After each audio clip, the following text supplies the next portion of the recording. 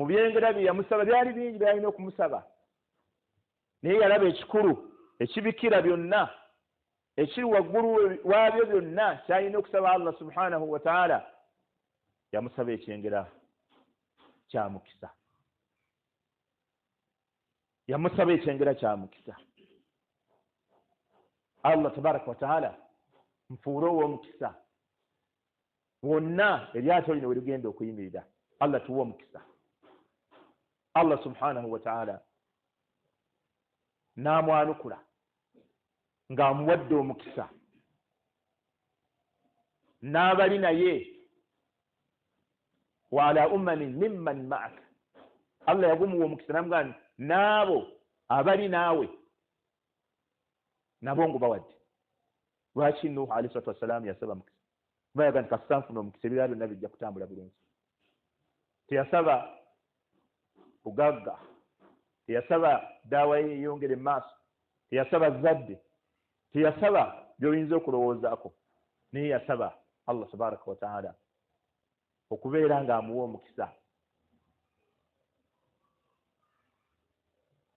wa hadha nabiyullahi Ibrahim nabbi wa Allah tabaraka wa ta'ala ayitibwa Ibrahim alayhi salatu wassalam Allah subhanahu wa ta'ala faqad manna Allahu alayhi bi ni'mati al-baraka wa ja'ala baytahu mubarakan ila qiyam as-sa'a nabbi wa Allah ayitibwa Ibrahim Allah yamuwa omukisa n'ennyumba ye n'agifuula ya mukisa okutuusa enkomerero lw'erituuka abagenyi bajja wa Ibrahim alayhi salatu wassalam abagenyi ba bulijjo ne bamugamba nti obumu ku bubaka bwe tukuleetedde Allah subhanahu wa ta'ala agenda kuwa omwana naye ng'ali myaka 83 wa mraatuhu qa'imatun fadhahikat nga ne mukyala we yali ayimiridde awo nga ku dining n'aseka n'agamba nti katono omusajja akaddiye nange omugumba tuyinza tutya okuzaala omwana bamalayika ne bamuddamu nti ataajabiina min amrillah weewuunya ekiragiro kya Allah ne bamugamba nti rahmatullahi alaykum wa barakatuhu rahmatullahi wa barakatuhu alaykum ahla albayt kale nno katukuwe n'ekisingako awo rahmatullahi wa barakatuhu alaykum ahla albayt okusaasira kwa Allah n'emikisa Allah agibawadde mu abantu b'ennyumba ya Ibrahim قال ابن القيم رحمه الله إمام ابن القيم يقام لما كان هذا البيت المبارك المطهر أشرف بيوت العالم على الإطلاق فقد حصه الله تبارك وتعالى بعدة خصائص وذكر 20 إمام ابن القيم يقام بالنيوم يا إبراهيم ekigambo ekyo kyokka bamalayika kye baayogera nti okusaasira kwa Allah n'emikisa agibawadde abantu b'ennyumba ya Ibrahim yagamba okuva ku Adam okutuusa ku nabbi Ibrahim n'okuva ku Ibrahim okutuusa enkomerero erituuka tewali nnyumba egenda kufuna mukisa kwenkana nnyumba ya Ibrahim era yagamba nti oluvannyuma lwakuba nti Allah yagiwa omukisa nga tekikubaganyizibwako birowoozo ku nnyumba zonna ezaali zibadde ku nsi kuno eya Ibrahim yesinga omukisa Allah yagiwa ebintu eby'enkizo 20 mu byo bye yayogera n'agamba nti faqad ja'ala Allahu fihi an-nubuwwata wal kitaba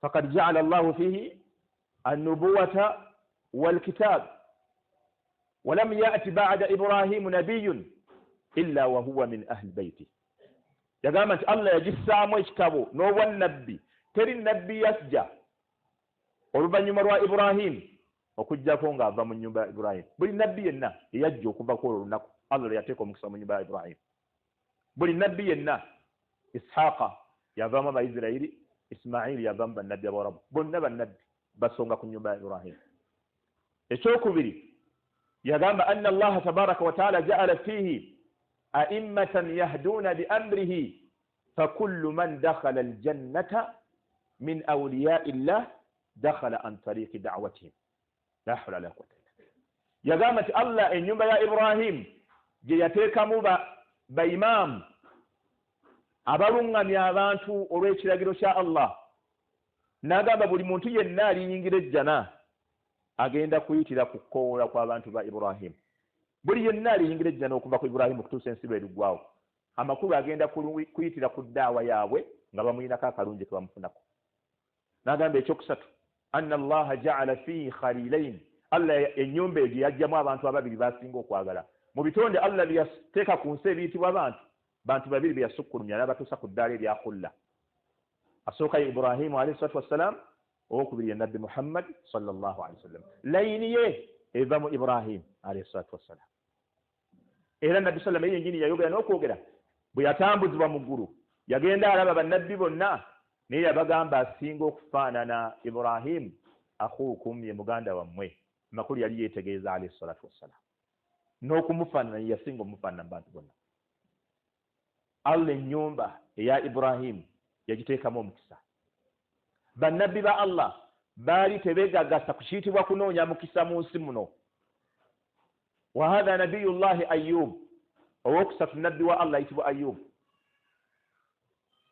lamma afaahu llahu tabaraka wa taala min alibtila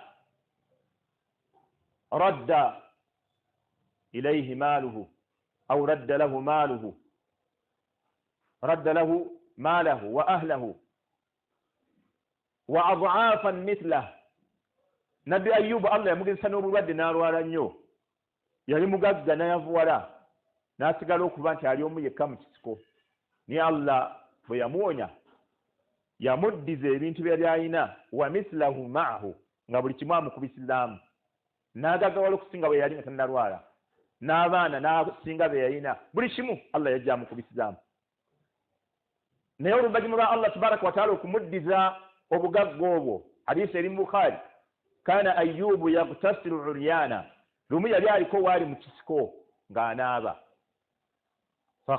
fakharra alayhi jaradu min dhahabi enzige oba kale ziyita enseenene yali anaaba nezitandika okumugwako nga bwe zimugwako bwe zibuuka naye nga za zaabu nga si ze za bulijjo fajala ayubu yaktasi fi thawbi ayubu kyeyakola ebyokunaaba n'asooka abiwummuza n'agamba enzige zino ezitali za bulijjo kansooke nkwate enzige n'akwata nga bw'ateeka wali mu ngoye ze bw'abikkako n'akwata nga bw'ateeka mu ngoye bw'abikkako fanadaahu rabbuhu subhanahu wa ta'ala allah n'amukoola n'amugamba ya ayub owange gwe ayub alam akun kad agnaituka amma tara saakugaggawaza okusinga ebyo bikumazeemwe obuseenene omusajja omukulu abadde anaaba kalimu imagine tasoose na kwambala n'asooka agoba enseenene allah nga saakugaggawaza okusinga obwo bw'olaba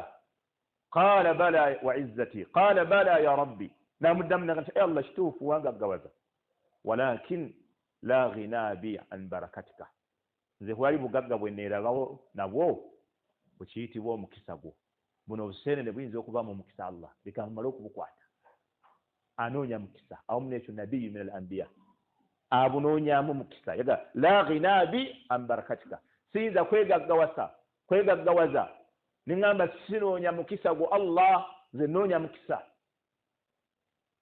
wa hatha nabiyuna muhammadin sallallahu alaihi wasallam nabbi waffe muhammad sallallahu alaihi wasallam fakad kana min duaihi alayhi salatu wassalam nabbi ye yakiteekanga ne mu dduwa ze okusaba omukisa ng'agamba nti wabarik li fima a'taita wabarik li fima ma huna bimaana alladhi yani muli kyonna allah kyompadde allah akusaba okimpemu omukisa wa mima yadullu ala ahamiyati albaraka kumanya omukisa mukulu فقد كان النبي صلى الله عليه وسلم أول ما يدعو للمتزوجين البركة أن يمن الله تبارك وتعالى بهما أو لهما أن يمن الله تبارك وتعالى بهما أن يمن الله تبارك وتعالى لهما بنعمة البركة النبي صلى الله عليه وسلم بيلبanga abantu abafumbiriganiddwa ababiri kyasookanga okubasabira ku nnaku lw'embaga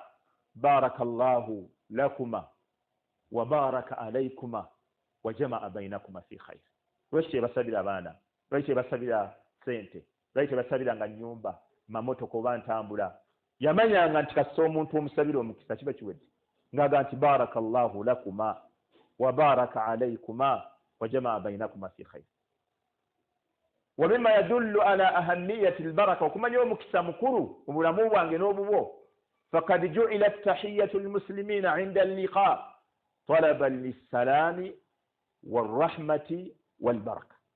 okumanya omukisa mukulu twafuulirwa ffe abasiraamu ng'ekiramuso kyaffe buli we tusisinkana muganda wo buli lw'omusinkana omusabira ebintu bisatu.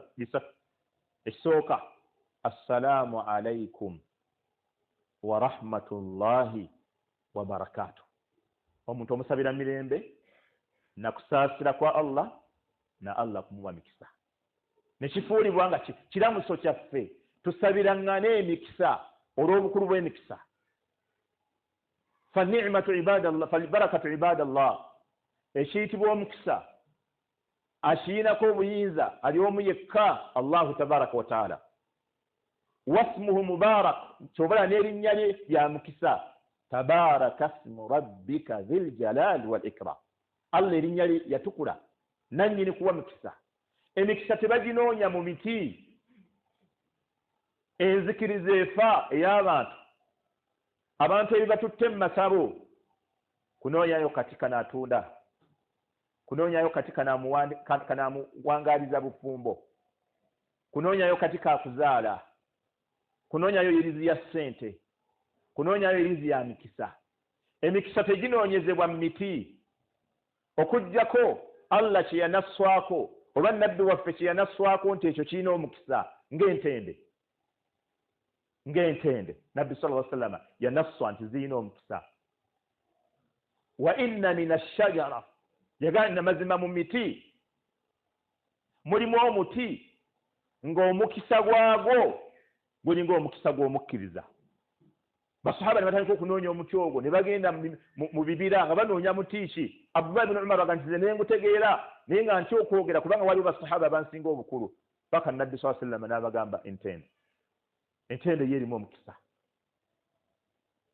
era bw'ogirya erina baraka. Omukisa tebagunoonya mu kayayaana mutereeze ebyogero. Omwana olumukubawo eppa ng'oyingira akatale wano ekibuye ng'okombooza buli muddo kyogamba mwenna bwe baanaaza kayayaana muli bulungi, temuliimu bali bubi naye nga maama we yali ayenga nnyo ekyogero, tebaliimu.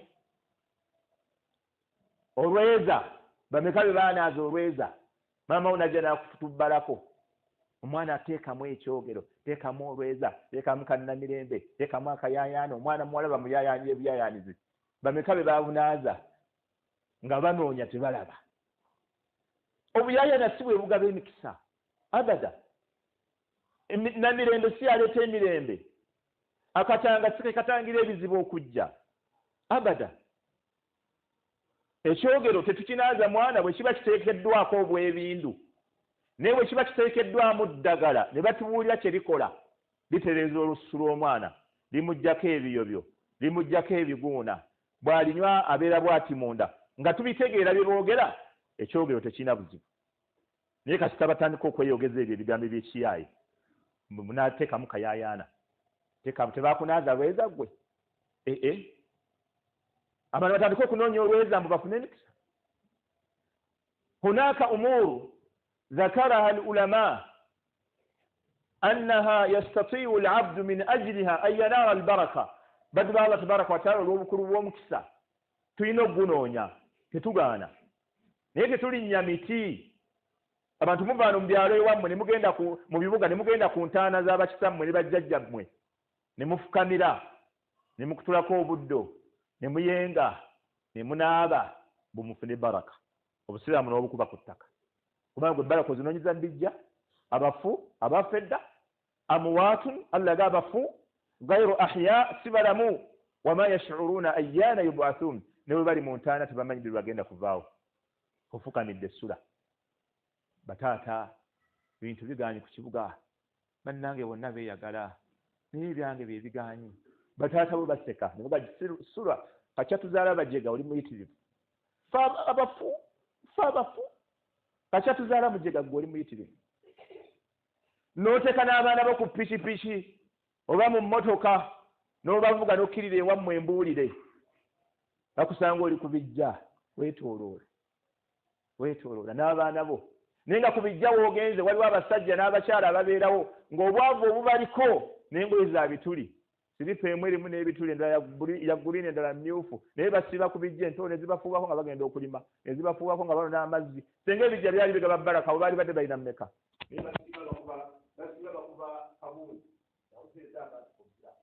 basiba bakuba busi mu Kampala baana bakuweereza akawuga ejjali ya bweno tuli ekiri eno tulaweereza ku ssente ebijja bibyali awo kumpi mugende mufune baraka ebijja bibawe ssente baraka ziri awo ku bijja omuntu alina amagezi ng'ogenda okunoonya baraka mu bijja ne bakutwala ku bujagaali simayimwe eyo wa bujagaali onaaba amazzi ofune baraka ne bakuvuga ku lyato ne bakutwala mu nnyanja wakati ne bakunaaliza eyo ofune emikisa abantu beeranga ku leediyo jangu ebisiraani byakulemerako kino kyagaana jangu beeranga shayatini ziyita baddu ba Allah tabaraka wa taala waliwo ebintu mu busiraamu olw'okuba omukisa kintu shay'un ma'nawi kintu kiri makulu tosobola kulaba nti guguno gulinga omuti gwa sabbuuni kati sobola ba n'ebikola omukisa ebireeta omukisa mu bulamu bw'omuntu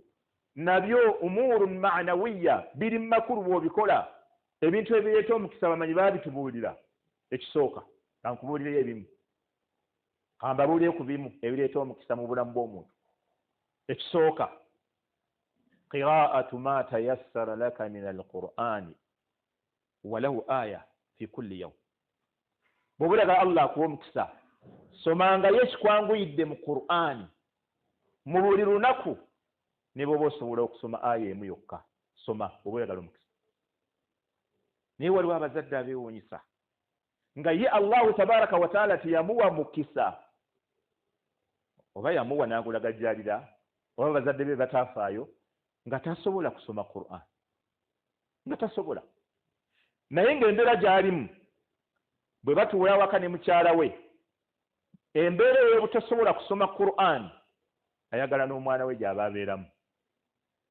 bwe bamugamba twala omwana asome yasaruna asome Qur'ani baleme kumuwuddiisa kubanga omwana bw'atasoma Qur'ani bamuwuddiisa buli omu awalula atwala gy'ayagala enkya omusiŋŋaana mu balokole olulala omusiŋŋaana mu masabo omulala omusiŋŋaana bamwambulula omulala omusiŋŋaana wa naye gwe embeera gy'olimu bw'oba Allah teyakusobozesa mu buto bwo okusoma Qur'an nga walemererwa lwaki oli muvumu n'omwana wo asome abeere nga tasoma Qur'an tulina kunoonya essomero erya simanyi international schools ne mukayanira omwana owanga otasomerawo manya abasiraamu waliwo n'omukyalo omu yagamba nze kyantamya amasomero g'abasiraamu bibeera ku wuzuwuzu ebyana ne beeyira amazzi bwatyo omukazi bwe yayogera ebyana ne byetobayatoba buli kati wuzuwuzu naye ng'oyo omukazi musiraamu ekyokola ky'omukazi we kati oyinza okuba n'ekyokola ky'omukazi naawe nga kikulaga standard omwana n'akomawo ne t-shirt ng'agyambadde mu holiday muno t-shirt zino ze bambala ku masomero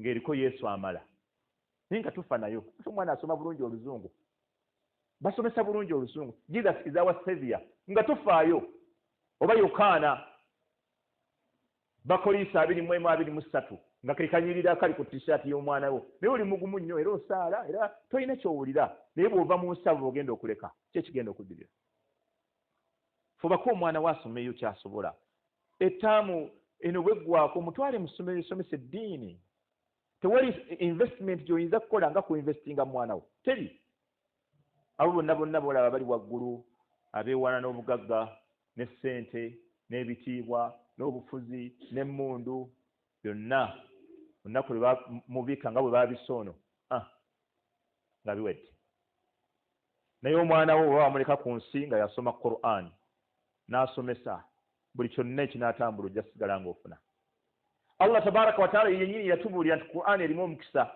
yagamba kitaabun anzalnahu ilayka mubarakun ekitabo ekyo twakikussaako nga kyamukisa wulira Allah bw'akubbirako kitaabun ekitabo ekyo anzalnahu ilayka twakikussaako mubarakun nga kyamukisa liyaddabbaru ayatihi abantu bafumikitirize ku mateeka gaakyo waliyatadhakkara ulul albab n'abalina amagezi babeere nga beebuulira n'ekyo ekitabo Allah akisiza kyamukisa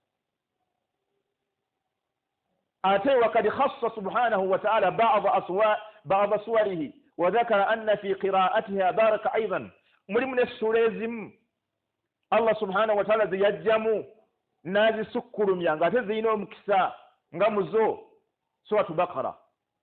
نبي صلى الله عليه وسلم اقرأوا سورة البقرة مسمى سورة البقرة فإن أخذه بركة فنص على البركة فإن أخذه بركة وكسما القرآن وسمى سورة البقرة وما زقفنا مكسا وتركها حسرة أتبو وجدك أن تسمى وهو تولي أجي سمى ومانا تجي سمى تاتا تسمى مشانا تسمى وإن تركها حسرة أتوك جدك مبا مفافا غني دبر تيرونجي ناغامبا ولا تستطيعها البطلة أي السحرة يقال ندوغو تسمى سورة البقرة وبيغا الشياطين كل كم نيومبا يو سمى سورة البقرة وبيغا مبدئو كونا سمى سورة البقرة بيبيكو لمي ينا سمى مو آية الكرسي سمى نينكم يا سورة البقرة نينتاندي kwa yayo ezo zijja kumalira.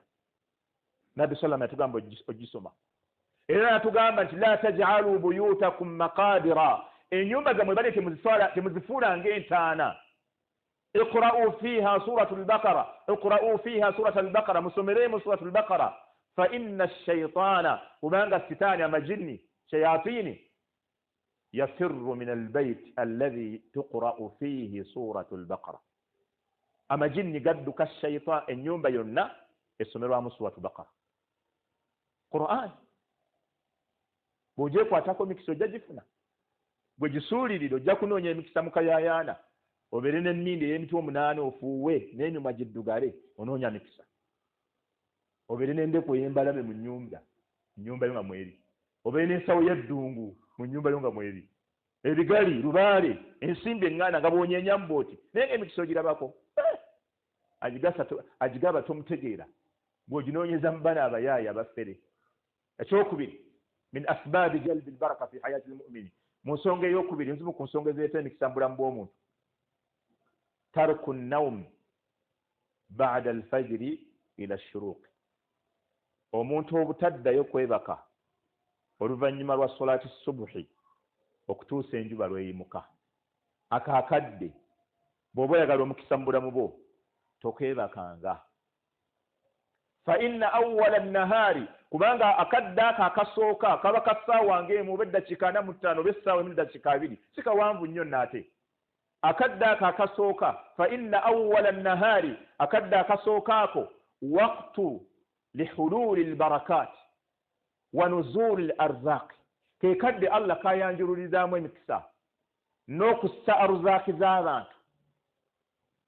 era sahabi ayitibwa Sakhra anyumya hadisi eyo agamba nabbi waffe Muhammad sallallahu alaihi wasallam yatuuka n'okusaba edduwa Allah najanukula yagamba sallallahu alayhi wasallam Allahumma ij'al barakata ummati fi bukuriha. Ay Allah emikisa gy'abantu b'ekibiina kyange gibanteerere mu kkeera ku makya oba oginterera. Allahumma ij'al barakata ummati fi bukuriha. Nabbi sallallahu alayhi wasallam Allah n'akimuwa era n'akyogera nti ju'ilat barakatu ummati fi bukuriha. Emikisa gy'abantu b'ekibiina kyange Allah yagiteekanga mu kkeera. Wa kana sallallahu alayhi wasallam idha arsala jayshan aw sariya kana yursiluhu fi sabah. Era Nabbi sallallahu yabanga asindika ekikwekweto oba ejje yabasindikanga ku makya baada alfajiri nga basukuma kati mugende nga bagenda mu nsi abagamba mulinde fajiri bamale okwazina temuyingira bwe mulirayo okwazina takufu anhum nga malika ku makya. Era Sakhra nyumya hadithi yagamba nti wakana baba munyumya kutoka nti wakana yursilu tijaratahu fi sabah yasindikanga ebyamaguzi mu katale ng'abisindika ku makya. Fa athara wa kathura maaluhu n'agaggawala nnyo ebyobugagga bwe ne biyitirira eyo Sakhra yamanya obukulu bwa baraka. Wa mimma yadullu ala ahamiyati hadha alwaqt ekikulaga obukulu bw'ako akadde faqad aqsama Allahu subhanahu wa ta'ala bihi Allah yakalayira yenyini mu Qur'an naga nti was-subhi idha tanaffas ndayidda amakya bwegabeera nga gasaasaana. Abamanyi bagamba nti Allah tabaraka wa ta'ala talayira kintu kyonna mu Qur'an okujjako akirayira lw'emu ku nsonga bbiri. Imma likathrati nafa'atuhu olw'emikisa egiba gikirimu aw li'idhami sha'nihi oba kyaba alayidde kiba kinene. Allah yalayira amakya wassubuhi idha tanaffasa obudde obwo bw'okumakya bw'oba onoonya emikisa teweebaka ate sirinde omale okusala duha enjuba bw'eyimuka bw'oba togenda kukola oyooke weebake naye oluvannyuma lwa fajiri anoonya emikisa teyeebaka alayhi salatu wassalamu bwe yatusomesa. aqulu hadha alqawl astaghfirullah li wa lakum wa lisaa'iri muslimin min kulli dhanbi fastaghfiruhu wa tubu ilayhi innahu huwa at-tawwabur rahim.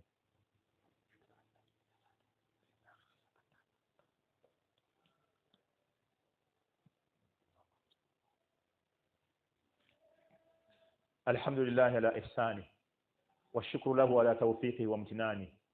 أشهد أن لا إله إلا الله وحده لا شريك له وأشهد أن محمدا عبد الله ورسوله بعثه ربه تبارك وتعالى بين يدي الساعة بشيرا ونذيرا وداعيا إلى الله بإذنه وسراجا منيرا.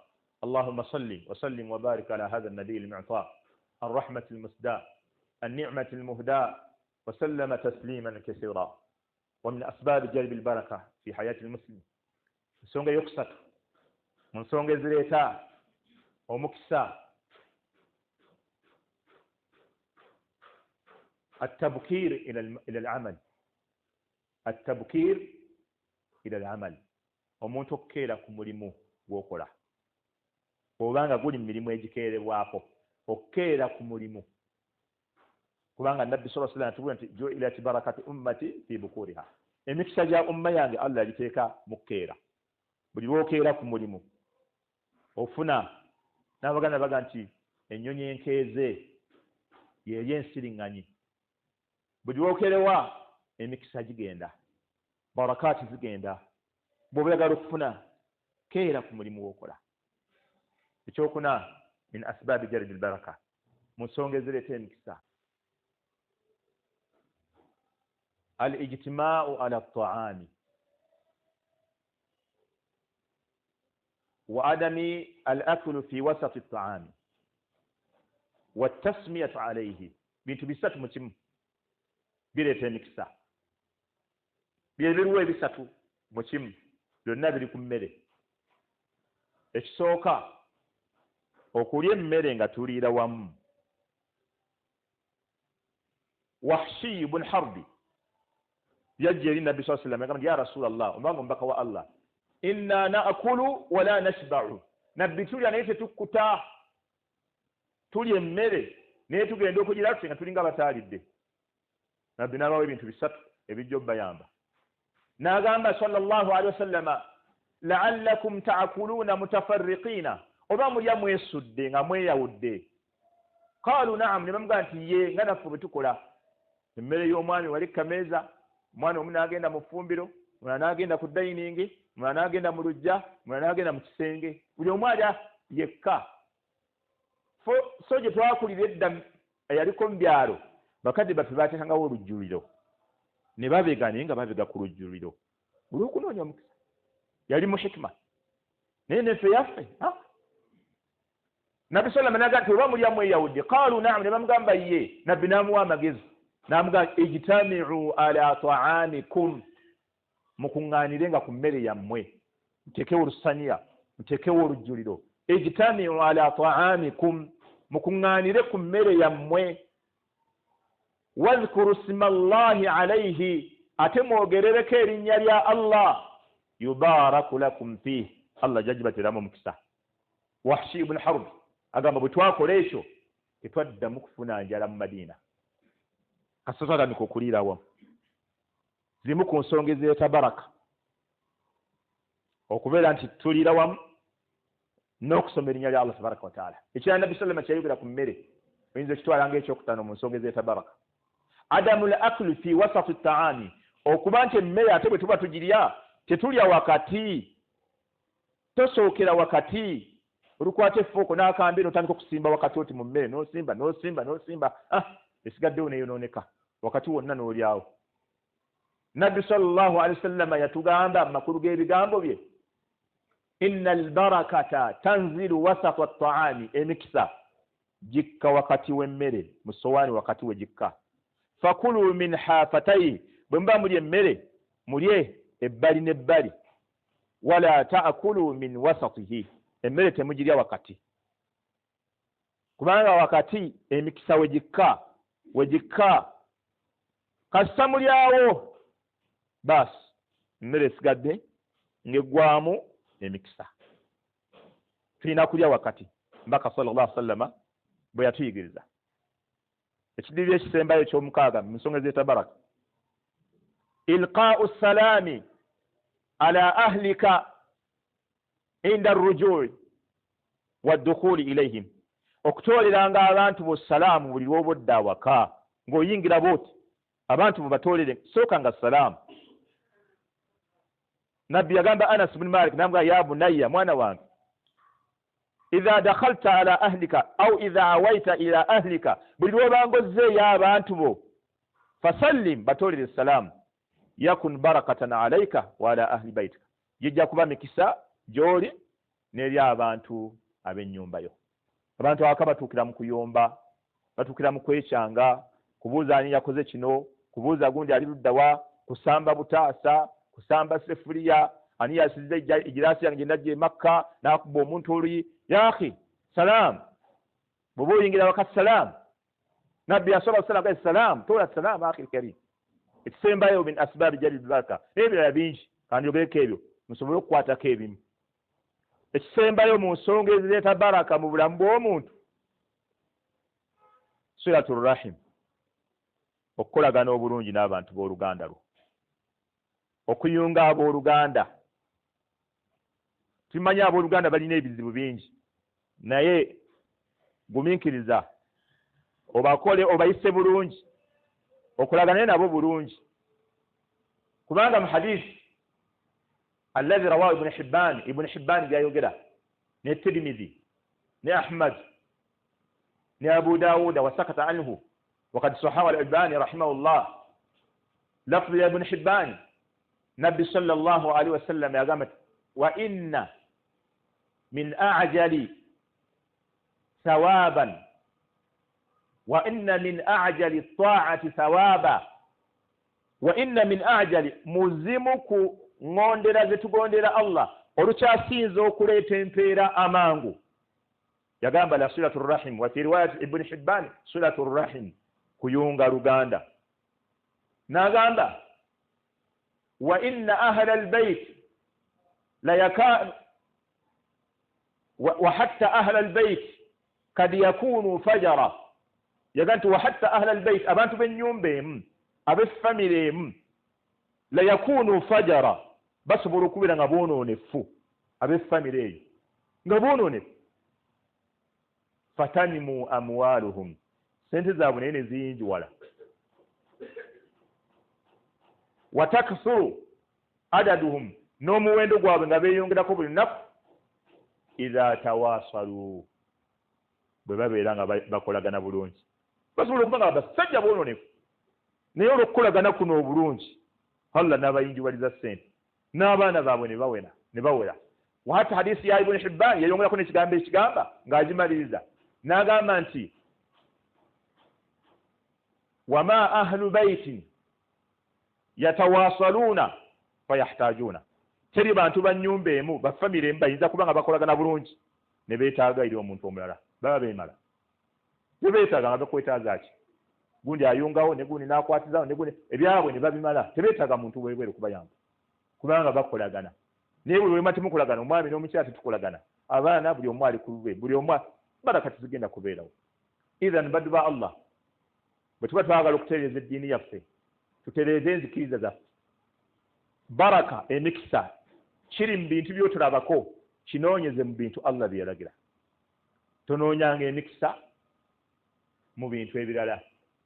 Ate ekintu kyo ekimu ku bintu kyo bw'okiraba nga kirimu omukisa, okisigazanga n'obeera nga nakyo ebbanga. Esobola okuba ennyumba Allah n'agikuteekamu baraka gibeeremu. Esobola okuba mmotoka nga Allah agiteddemu baraka, ogira olinda ogitunda.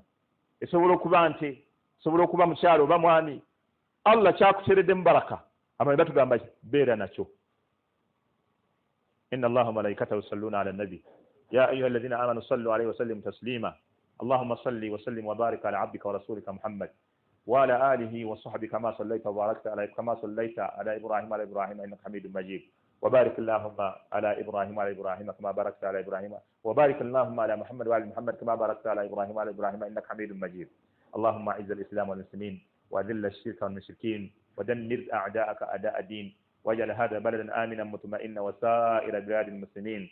اللهم بارك لنا فيما أعطينا، اللهم اجعلنا مباركين أينما كنا، اللهم بارك لنا في أموالنا، وبارك لنا في أزواجنا، وبارك لنا في عائلتنا، وبارك لنا في أسمائنا، وجعلنا مباركين أينما كنا يا رب العالمين. ربنا توفنا مسلمين والحقنا بالصالحين، وصل اللهم على سيدنا محمد وعلى آله وصحبه وسلم، والحمد لله رب العالمين.